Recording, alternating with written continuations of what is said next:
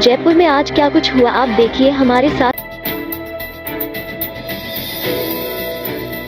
नहर के गणेश मंदिर में गणेश चतुर्थी महोत्सव के दूसरे दिन भी भक्तों की अपार भीड़ उमड़ी।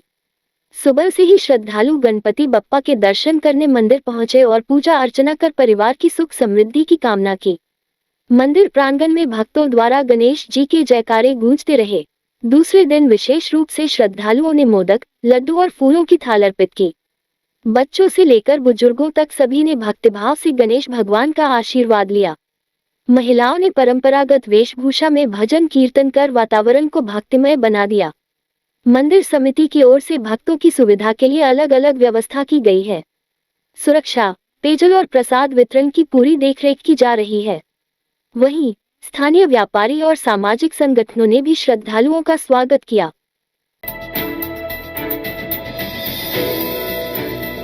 जवाहर कला केंद्र की अलंकार आर्ट गैलरी में 28 से 31 अगस्त तक आयोजित चित्रों की यात्रा समूह कला प्रदर्शनी शुरू हुई।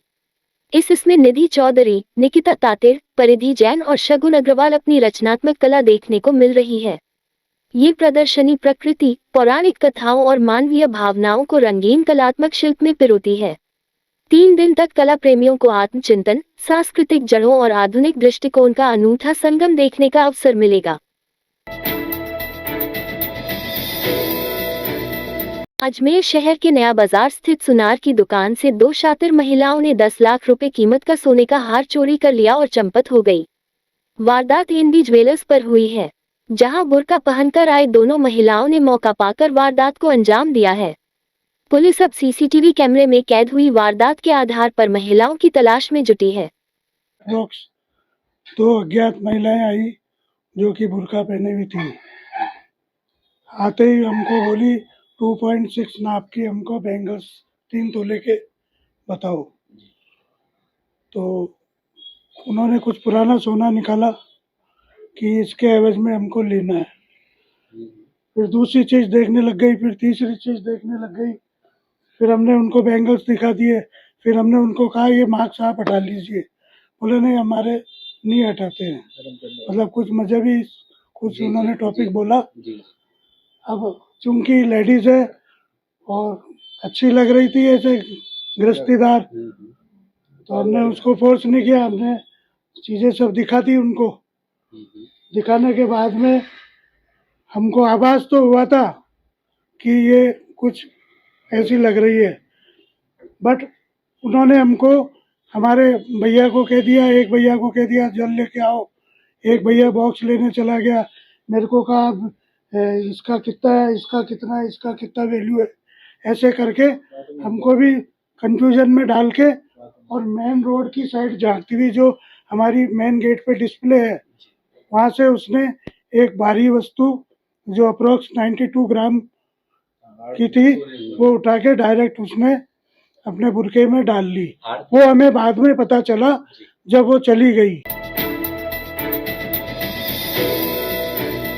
अजमेर संभाग के सबसे बड़े राजकीय जवाहरलाल नेहरू चिकित्सालय की आपातकालीन इकाई ओपीडी तथा वार्ड दोनों के ही ऐसी करीब सप्ताह भर से बंद पड़े हुए हैं, जिससे वहां घुटन भरा माहौल बना हुआ है। इस घुटन की वजह से वहां मौजूद चिकित्सकों के साथ मरीज को भी इस घुटन का सामना करना पड़ रहा है। इस संबंध में चिकित्सालय के चिकित्सकों का कहना है कि ओपीडी एवं वार्ड में एक ठीक करने वाली कंपनी का ठेका समाप्त हो चुका है और अब ये कार्य पीडब्ल्यूडी के सुपुर्द कर दिया गया है। इस संबंध में उनसे शिकायत की जाने पर जवाब मिलता है कि उनके पास ठीक करने का बजट नहीं है। वही चिकित्सालय के उपाधीक्षक डॉक्टर अमित यादव का कहना है कि जब से यह कार्य पीडब्ल्यूडी को सौंपा गया है तब से वही के अभियंताओं की जिम्मेदारी इन्हें ठीक करने की है।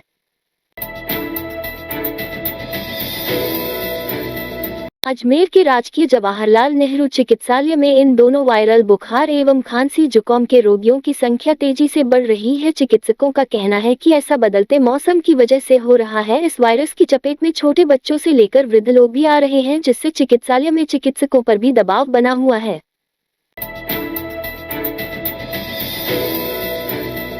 सेवानिवृत्त राज्य कर्मचारी संयुक्त समन्वय समिति अजमेर के प्रतिनिधि मंडल ने कलेक्ट्रेट परिसर के बाहर प्रदर्शन कर अपनी विभिन्न मांगों को लेकर मुख्यमंत्री के नाम कलेक्टर को ज्ञापन दिया।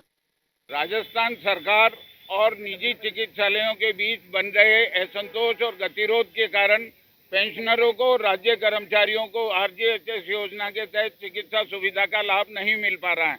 इस कारण सेवारत राज्य कर्मचारी और पेंशनर्स को बहुत असुविधा का सामना करना पड़ रहा है और पैसे देकर चिकित्सा सुविधाओं का लाभ लेना पड़ रहा है। जबकि कर्मचारियों ने अपने सेवा काल के अंदर आरजीएचएस योजना के तहत लाखों रुपए का भुगतान किया है। सरकार ने पैसा लिया, उसके बावजूद पेंशनरों को और सेवारत कर्मचारियों को असुविधा का सामना करना पड़ रहा है। जीआरपी थाना अजमेर की टीम ने पिछले दिनों एक यात्री का मोबाइल फोन चोरी करने के आरोप में एक युवक को गिरफ्तार किया है, जिसके कब्जे से जीआरपी ने चोरी का मोबाइल फोन भी बरामद कर लिया है।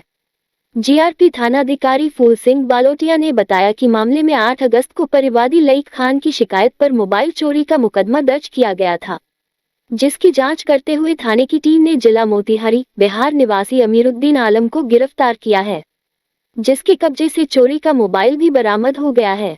आरोपी से रेलवे स्टेशन और ट्रेनों में हुई अन्य चोरी की वारदात के संबंध में भी गहनता से पूछताछ की जा रही है। इस रात की सुबह नहीं होती जब तक हाथ में उसकी गर्माहट नहीं होती। चाय का प्याला, अखबार साथ पुराना है, मिट्टी से जोड़ता है। खबरों की खुशबू से सारा घर महकता है। हर रंग में ढला कहानियों से किस्सों तक ले जाता है बेरोक टोक। देश के हर हिस्से तक ये हकीकत का आईना है। ख्वाबों को सच करके दिखाता है। दैनिक नवज्योति, आपके लिए, आपके साथ। ये थे आज के मुख्य समाचार। विस्तार से जानने के लिए पढ़ते रहिए दैनिक नवज्योति। दैनिक नवज्योति के YouTube चैनल को सब्सक्राइब करें और ताज़ा अपडेट के लिए बेल आइकॉन दबाएं।